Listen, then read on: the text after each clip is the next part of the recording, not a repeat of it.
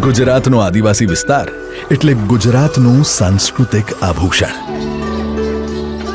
દક્ષિણમાં સહ્યાદ્રીની પર્વતમાળામાં વિકસેલો ડાંગ જિલ્લો હોય કે સાતપુડાની ગિરિમાળાઓની વચ્ચે આવેલ રમણીય નર્મદા જિલ્લો હોય કે પછી વિંધ્યાચલ, અરવલ્લી અને સાતપુડા ત્રણેય પર્વતમાળાના સંગમ સ્થાને આવેલો દાહોદ જિલ્લો હોય.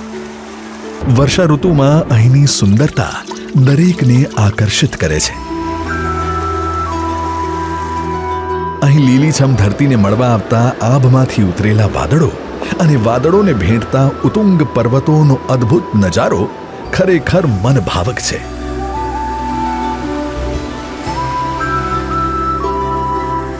એટલું જ નહીં, અહીં પહોંચવાની સફરના અતિ સુંદર સર્પાકાર રસ્તાઓ, વચમાં આવતા નદી, ઝરણા અને હરિયાળા ખેતરો પણ એટલા જ રમણીય છે.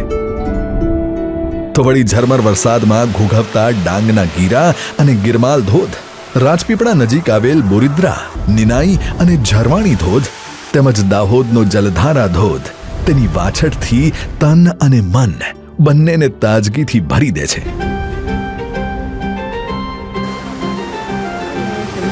ચોમાસામાં ગાઢ જંગલોમાં ગુજરાતની વિવિધ ઇકો ટુરિઝમ સાઇટમાં રહેવાનો અનુભવ જ આહલાદક છે.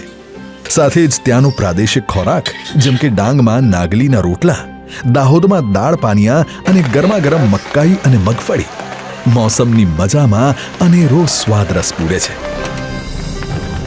તો અહીંની સ્થાનિક કળા અને સંસ્કૃતિ સૌ કોઈના હૃદયને હર્ષથી ભીંજવી દે છે.